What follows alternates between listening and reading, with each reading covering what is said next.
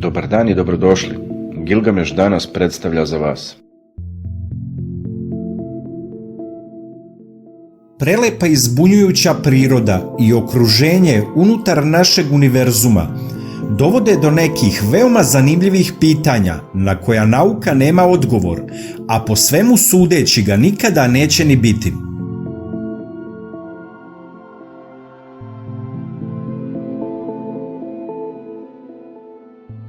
Kako nam nauka govori, sve i svi smo nastali od posljedica velikog praska koji se po nauci nedvosmisleno dogodio pre oko 14 milijardi godina, a koji je stvorio univerzum i sve što naš mozak može da uoči, osjeti i zamisli. Međutim, postavlja se pitanje, ako je to zaista tako, šta je onda tamo gde se veliki prasak dogodio bilo pre njega? Nešto ili ništa? Bilo bi se zaista fascinantno vratiti u vreme pre velikog praska i videti koja tajna leži pre nego što se isti dogodio, kako nauka tvrdi. Postoje verovanja da je pre postojao samo prazan univerzum ili univerzum sa potpuno drugim zakonima fizike od onih koje danas poznajemo. Univerzum se konstantno širi od svog nastanka sve do momenta dok ne postane toliko gust kada će početi da se urušava, što će na kraju izazvati njegov kolaps i rušenje sve dok se ne vrati na ono što je bio u početku, što će inicirati neki novi veliki prasak za neki novi univerzum. Međutim, primetno je da naučnici više vole teoriju po kojoj smatraju da je samo vreme počelo od momenta velikog praska, a razlog za tako nešto je verovatno to što niko nikada neće imati odgovor na pitanje šta se desilo i šta je postojalo pre velikog praska.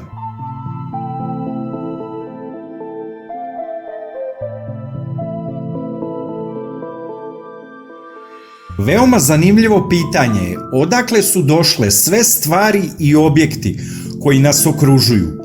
Sve što vidimo je tamo, to je činjenica, međutim, odakle je sve to došlo? Već pomenuta teorija o velikom prasku i stvaranju univerzuma kao produktu tog dešavanja donekle bi mogli objasniti poreklo same materije u našem univerzumu.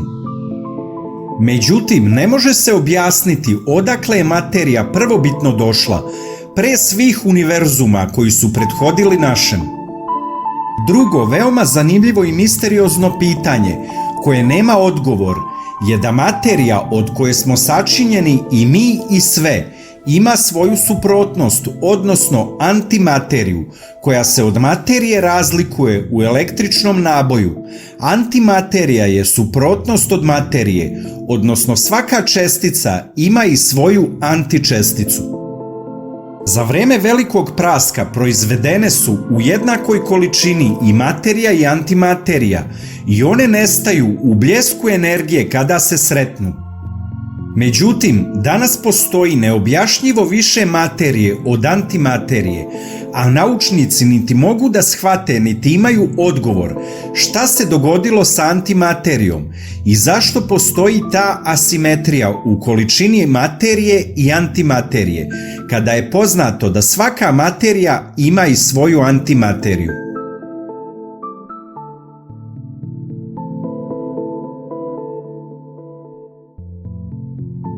Univerzum je bukvalno sve.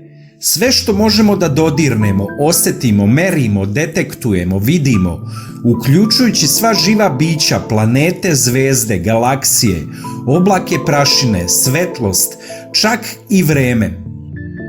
Postavlja se pitanje, da li je to sve što postoji?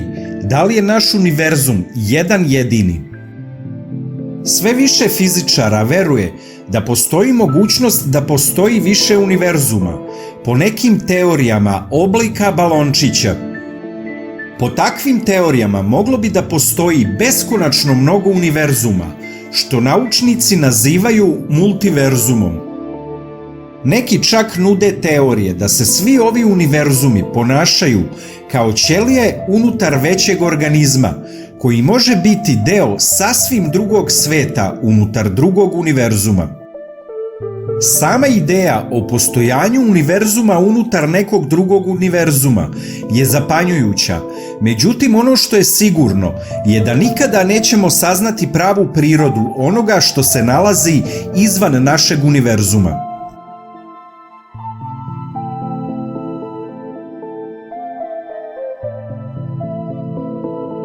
Crne rupe su nesumnjivo najbizarniji i najintrigantniji objekti u univerzumu za koje se zna da postoje. Postoje mnoge naučne misterije i pitanja o tim objektima koji imaju toliko jako gravitaciono polje da na svom putu bukvalno gutaju sve na šta naiđu. A najmisterioznije pitanje je šta se događa unutar crnih rupa i gde nestaju svi progutani objekti kao i sve drugo što crna rupa proguta. Većina naučnika misli da samo dno crne rupe krije ono što oni nazivaju singularnost, koja je jednodimenzionalna tačka koja sadrži svu materiju koja pada u crnu rupu, gde ne postoji ni jedna dimenzija, niti visina, niti širina, niti dužina, niti vreme. Pretpostavlja se da gustina i gravitacija ovde postaju beskonačne i da zakoni fizike koje poznajemo tu prestaju da rade. Na osnovu ovoga tvrdi se da materija ne može da se akumulira u nedogled na takvom mestu i da singularnost na kraju završava probijanjem svemirsko-vremenske mreže i kao posledicu na kraju ima upravo veliki prasak na drugoj strani crne rupe. Po ovoj neverovatnoj teoriji, dno crne rupe je u stvari mesto gde se rađa novi univerzum. Nažalost, ne postoji niko niti će postojati ko će ovakve tvrdnje moći da potvrdi, jer svaka živa ili neživa stvar koja dospe u crnu rupu trenutno biva rastegnuta do te mere da se razloži na molekularni nivo.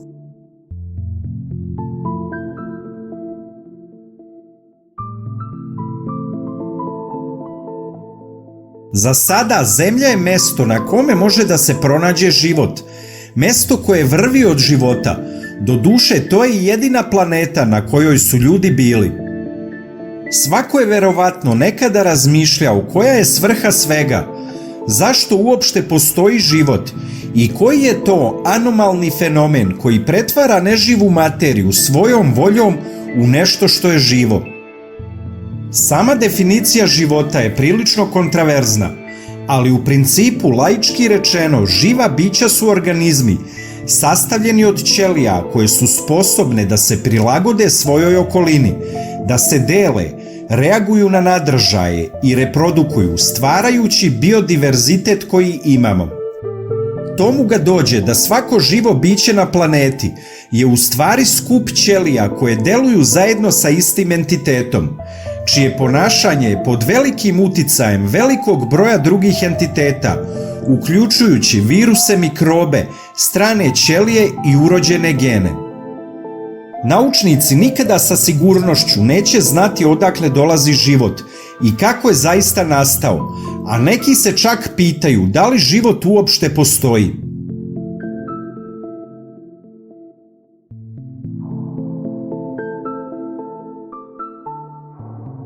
Nije lako definisati svest.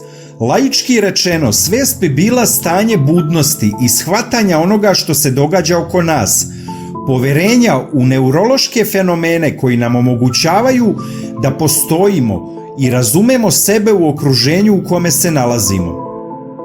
Ljudi naravno nisu jedina živa bića koja imaju osjećaj postojanja, međutim samo mali broj drugih vrsta je sposoban za kompleksna razmišljanja približna ljudskim, a to su, kako nauka kaže, gorile, delfini, azijski slon, orke i evroazijske svrake. Poznato je da misteriozno svest izlazi iz operacija funkcija mozga, međutim naučnici ne znaju mnogo o tome šta se tačno dešava i stvara svest. Nauka će još dugo biti zbunjena pitanjem šta je svest, kako se pojavljuje i zašto bi sve bilo logično.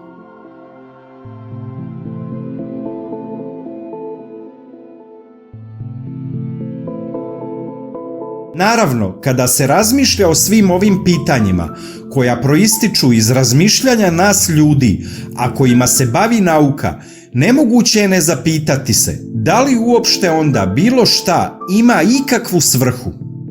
Univerzum proizvodi materiju koja se nekada, ne zna se kako, organizuje u živa bića, među kojima samo nekoliko vrsta u univerzumu može biti u stanju da izabere, razume i komunicira sa njim.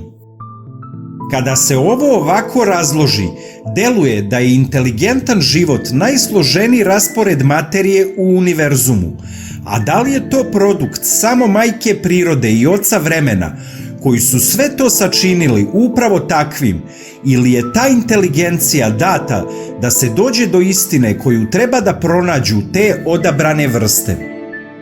Ako je tako, onda je najveći izazov čovečanstva upravo prolazak kroz lavirint ovakvih pitanja i pokušaj da se vidi šta je sa druge strane, odnosno da sebi objasnimo nepoznato. Da li smo to u stanju? Da li nam je to dato i da li je to uopšte moguće? Nauka na to nema odgovor. Sve deluje previše daleko i nemoguće za dokazati, mada ovo su pitanja za nauku, a sa druge strane imamo pitanja na koja se takođe ne može naći odgovor, a vezani su za nastanak univerzuma od strane živog tvorca, odnosno Boga.